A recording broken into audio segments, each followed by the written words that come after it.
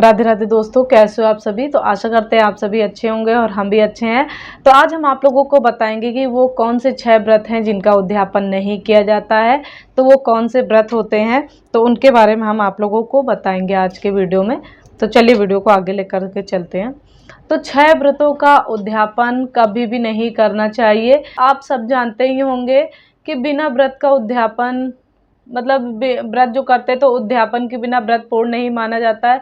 कोई भी व्रत होता है तो जब हम उद्यापन करते हैं तो ये हम लोगों को लगता है कि अगर हम उद्यापन नहीं करेंगे तो हमें पूर्ण फल की प्राप्ति नहीं होगी।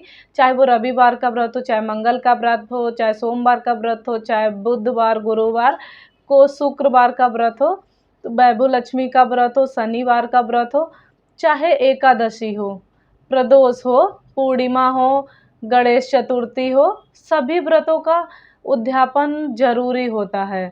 तो जरूर करना चाहिए। लेकिन शास्त्रों में कहा गया है बिना व्रत उद्यापन के व्रत पूर्ण नहीं माना जाता है, पूर्ण फल प्राप्ति नहीं होता है, पूर्ण उसका हमको लाभ नहीं मिलता है।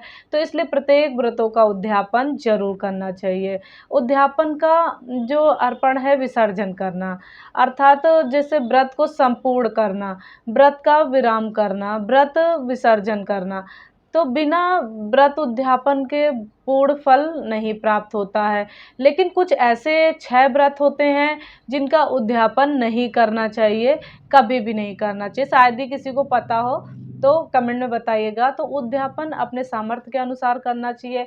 कई लोग क्या क्या है कि एकादशी व्रत के उद्यापन के मतलब एक कथा का आयोजन हुआ है तो जैसे जिसकी सामर्थ्य होती है वैसे ही उसको व्रत का उद्यापन करना चाहिए। जैसे एक पिता एक बेटी की शादी करता है, उसकी मतलब अपनी स्थिति को देखते हुए, उसकी स्थिति दयनीय है तो वो मिडिल फैमिली से आता है तो वो नॉर्मल शादी करता है, साधारण शादी करता है।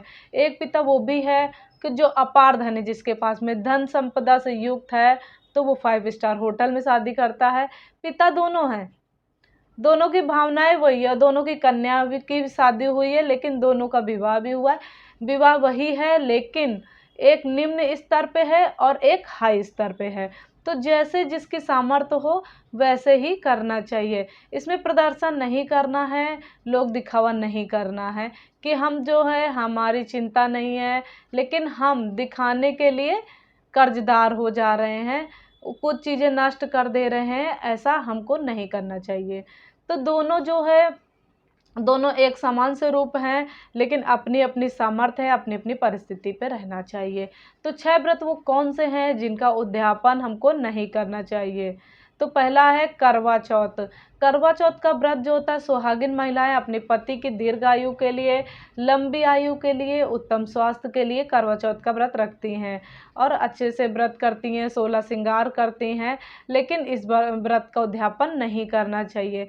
नंबर 2, नवरात्रि। नवरात्रि में माता जी का 9 दिन खूब तन मन रूप से साधना, भक्ति, अर्चना, वंदना सब करना चाहिए। खूब माँ को प्रसन्न करना चाहिए और जितनी सामर्थ्य हो उतना करना चाहिए, लेकिन उस व्रत का उद्यापन नहीं किया जाता है। नंबर 3 आता है कि भगवान राम जी का जो होता है, रामनवमी होता है, तो राम उत्सव, इस दिन भी खूब भक्ति में डूब जाना चाहिए, भक्ति में लीन होना चाहिए। भगवान का जन्मोत्सव खूब मन से मनाना चाहिए, खूब अच्छे से मनाना चाहिए, लेकिन इस रामनवमी व्रत का उद्यापन भी नहीं करना चाहिए। नंबर 4, कृष्ण जन्माष्टमी। भगवान श्री कृष्ण का जन्मोत्सव व्रत करते हैं, उत्सव मनाते हैं, जन्म दिवस मनाते हैं, लेकिन कृष्ण जन्माष्टमी व्रत का उद्यापन नहीं करना चाहिए हमको। नंबर 6, महाशिवरात्रि। तो वर्ष में एक बार शिव में डूब जाना चाहिए, शिव भक्ति करना चाहिए, पूरी रात अर्चन वंदन करना चाहिए, लेकिन महाशिवरात्रि व्रत का भी उद्यापन नहीं करना चाहिए हमको। अब सब मन में एक संशय उठ रहा होगा, एक प्रश्न उठ रहा होगा कि आखिर इन 6 व्रतों का उद्यापन क्यों नहीं करना चाहिए। तो जब सभी व्रत हैं तो इन 6 व्रत की क्यों अलग हैं जिनका उद्यापन नहीं कर सकते हैं और क्यों नहीं करना चाहिए, ये सबके मन में प्रश्न उठ रहे होंगे। तो सबसे उत्पन्न हो रहे होंगे सबके मन में प्रश्न। तो आप सब लोग जान लीजिए, ये 6 व्रत जो है ये त्योहार पर आधारित हैं। ये करवा चौथ व्रत, और भगवान गणेश जी की पूजा होती है, चंद्रदेव की पूजा होती है, लेकिन यह त्योहार पर आधारित होती है।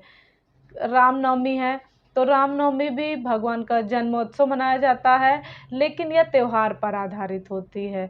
शिवरात्रि भी होता है, शिव भक्ति में लीन रहना चाहिए, व्रत करते हैं लीन हो करके, लेकिन यह भी है जो त्योहार पर आधारित होता है।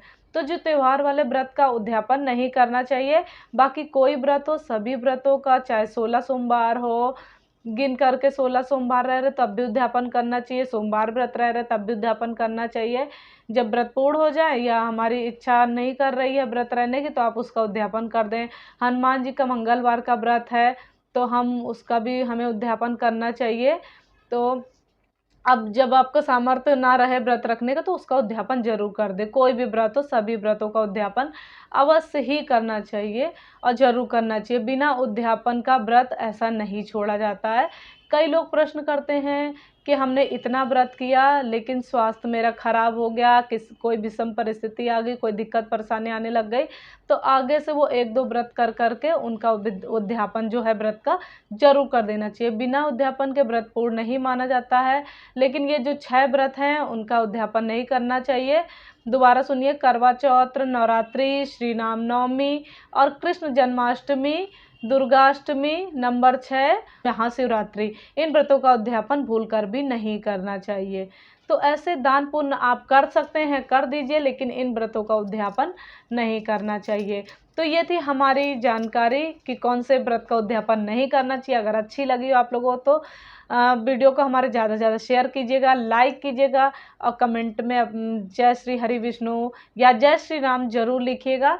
तो चलिए मिलते हैं नेक्स्ट वीडियो में, तब तक के लिए राधे राधे, जय श्री कृष्णा, हर हर महादेव, जय श्री राम।